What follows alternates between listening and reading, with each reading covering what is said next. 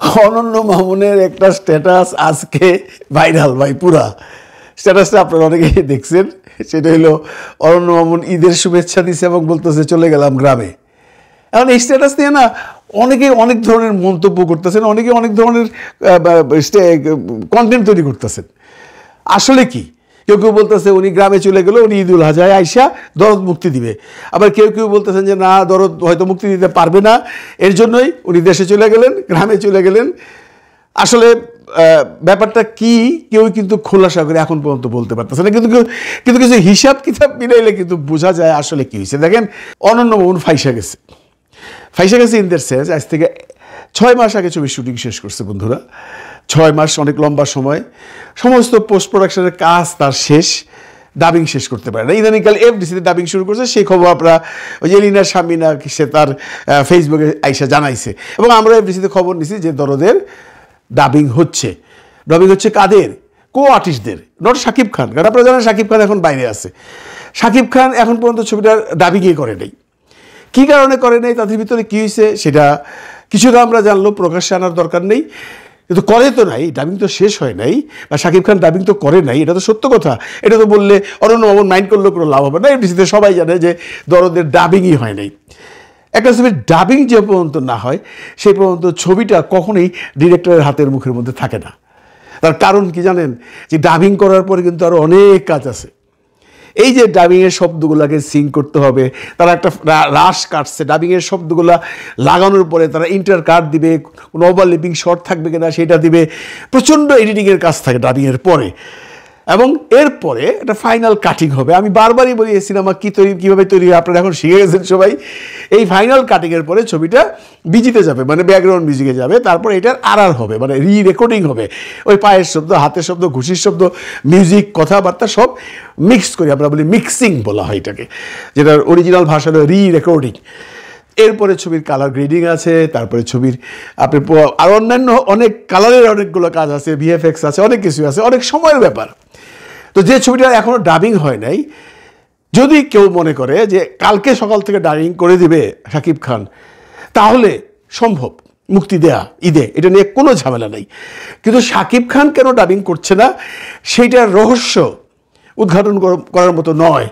এখানে অনেকগুলো হিসাব কিতাব আছে বন্ধুরা। শাকিব খানের রাজকুমারের পরে এই ঈদে তুফান আসার কথা কি আসবে, সেও পুরোদমে শুটিং করতেছে। কিন্তু এখানে কিছু নেটিজনরা বলতেছে যে গরম পড়ছে ভারতবর্ষে আমাদের বাংলাদেশের চেয়েও বেশি, সেইখানে কলকাতায় এখন শুটিং করতেছে, তারপরে যাবে হায়দ্রাবাদে গিয়ে হায়দ্রাবাদে আরও বেশি গরম।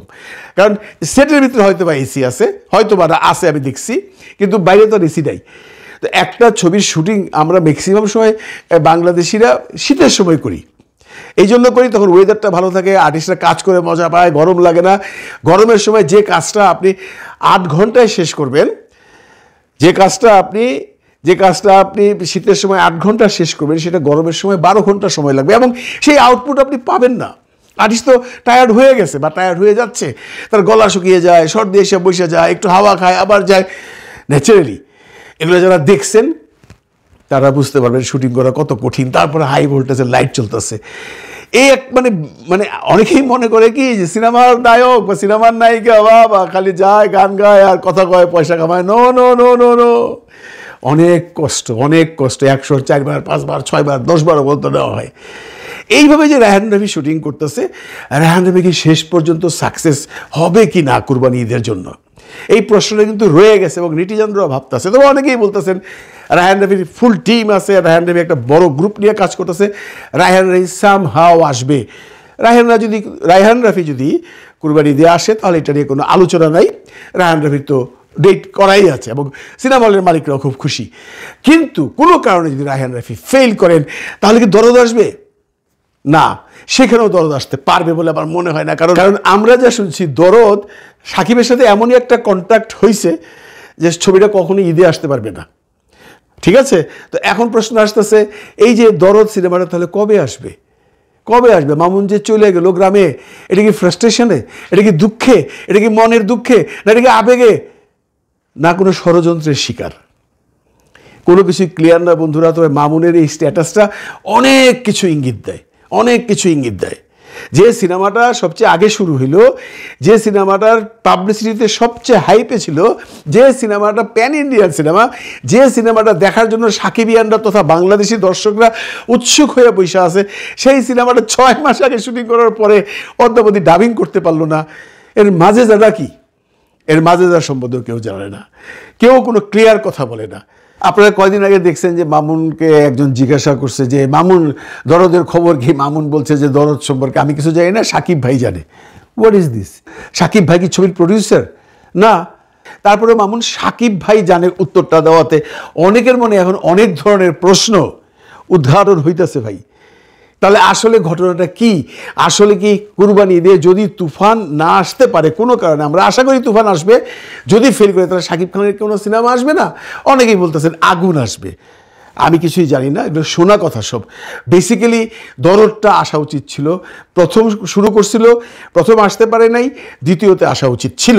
তাহলে সাকিবের যে একটা অবস্থান ধীরে ধীরে পাকাপুক্ত হইতেছিল এই প্যান ইন্ডিয়ান সিনেমাটা দিয়া, হয়তোবা সাকিব আরও একটু শক্ত অবস্থানে যাইতে পারতো। যে কোনো ষড়যন্ত্র বলবো? এই কি ষড়যন্ত্র বলবো? হ্যাঁ, ষড়যন্ত্র বলা যায়। কে করতেছে আমরা জানি না, একটা ষড়যন্ত্র চলছে মামুনের বিরুদ্ধে। মামুনের কথা শুনলে তাই মনে হয় উনি হঠাৎ করে এই ধরনের স্ট্যাটাস দিবেন, ঈদের শুভেচ্ছা রইল, তারপর আমি গ্রামে চলে যাচ্ছি। আমি এই সিনেমার প্রডিউসার আরেকজন যে আছে কামাল মোহাম্মদ কিবরিয়া লিপু, তার সাথে যোগাযোগ করার চেষ্টা করছি, উনি আমার ফোন পিক করতেছেন না, মানে ধরতেছেন না। এই তখনই আমার মনে আরও দালমে কুছ তারা কালা কালা নজর হাইল। কারণ লিপু কাছে আমি আগে সবসময় সমস্ত খবরাখবর পাইতাম, ইদানিং সে আমার ফোন রিসিভ করে না। হয়তো বা কোনো কথার পৃষ্ঠে কোনো কথা বেরিয়ে যাবে, বা কোনো দুঃখের কথা হবে, বা কোনো কিছু, আমি একটা ইউটিউবার হয়তো আমি এটা ছেড়ে দেবো, এইসব কারণে হয়তো বা কথাবার্তা বলে না। কিন্তু এখন যে সিচুয়েশনটা হয়েছে, এই সিচুয়েশনটা বন্ধুরা ভয়াবহ। এখন মামুনের জন্য সত্যি আমার মায়া লাগে। কারণ এত আগে সিনেমাটা শেষ করে, এত টাকা ইনভেস্ট করে, এতদিন অপেক্ষার পর সাকিব খান রাজকুমার শেষ করে ফেললো, তুফান শেষ করে ফেলতেছে, দরদ শেষ করতেছে না। কারণটা কি? এর ভিতরে যে কী কারণ একমাত্র মামুন বলতে পারবে, কামাল মোহাম্মদ কিবরিয়া বলতে পারবে, এবং সাকিব খান বলতে পারবে। অবভিয়াসলি আমার মনে হয় সাকিব খান দেশে আসার পর তাকে সাংবাদিকরাও ঘিরে ধরবে, জিজ্ঞাসা করবে যে কী ব্যাপার মামুন, আপনার নাম বলে কেন? আপনি তো শিল্পী, তাই না? শিল্পী কি কোনোদিন বলতে পারে কোন সিনেমা কবে রিলিজ হবে? এখানে তো অন্য অনেক কিছু ইঙ্গিত বহন করে। আমরা কোনো খারাপ ভাবনা চিন্তার মধ্যে যাইতে চাই না বন্ধুরা। আমরা চাই দরদ আসুক, কারণ দরদ একটা প্যান ইন্ডিয়ান সিনেমা, এবং এর রিলিজ নিয়ে ডাবিং করার পরেও, অন্যান্য কাজ করার পরেও এর রিলিজ নিয়ে কিন্তু অনেক ধরনের ঝুট ঝামেলা আছে। কারণ প্যান ইন্ডিয়ান সিনেমা ওদের দেশে যদি ঈদের সময় রিলিজ করা যাবে না, বা ওদের দেশে কখন রিলিজ করা যাবে, ওখানে এত বড় বড় সিনেমা রিলিজ হয়, ওর সাথে ক্ল্যাশ করবে কিনা, বা শাকিব খান কীভাবে আসবে, বা বাংলাদেশে আগে রিলিজ হবে না ভারতে আগে রিলিজ হবে, বা অন্যান্য স্টেটে আগে রিলিজ হবে, কোনো কিছু আমরা ক্লিয়ার না। একটা ধূম্রজালের মধ্যে আমরা পড়ে রয়েছি। এমন অবস্থায় একটা সিনেমা যদি থাকে, তাহলে সেই সিনেমার পরিচালক বা প্রযোজকের মানসিক অবস্থা ঠিক থাকার কথা নয়। এতগুলো টাকা লগ্নি, এতগুলো দিন, এখনও ছবির কোনো ভবিষ্যৎ না মামুন বলতে পারে, না কামাল মোহাম্মদ কিবরিয়া বলতে পারে, তাহলে কে বলতে পারে? তাহলে কি মামুন এই যে গ্রামে গেল, সেই সিনেমাটা নিয়ে কোনো কিছু ভাববে না? ভাবা উচিত। দরদের জন্য, সমস্ত সাকিবিয়ানদের জন্য একটা স্পেশাল দরদ আছে। মামুন, আপনি ডিসার্টেড হবেন না, আপনি আপনার কাজ এগিয়ে নিয়ে যান। টুডে টুমরো দরদ রিলিজ হবে, এবং আমরা আশা করি একটা প্যান ইন্ডিয়ান সিনেমা হিসাবে, একজন বোম্বের নায়িকা আছে, অনেক বড় বড় আর্টিস্টরা আছেন, এই সিনেমাটা সুপার টুপার হিট হবে। আপনি যে কোনোভাবেই পারেন, যদি কোনো ষড়যন্ত্রের শিকার হয়ে থাকেন সেটাকে ম্যানেজ করেন, যদি কারো চক্ষুশূল হয়ে থাকেন তাদেরকে ম্যানেজ করেন, যদি কেউ আপনাকে বাধা দেওয়ার চেষ্টা করে তাদেরকে ম্যানেজ করেন। সামহাও আপনি দরদ রিলিজ করেন, আপনি গ্রামে বসে থাকবেন না। এটা আপনার কাছে আমার অনুরোধ। ভালো থাকবেন সবাই, ভালো রাখবেন সবাইকে। খোদা হাফেজ।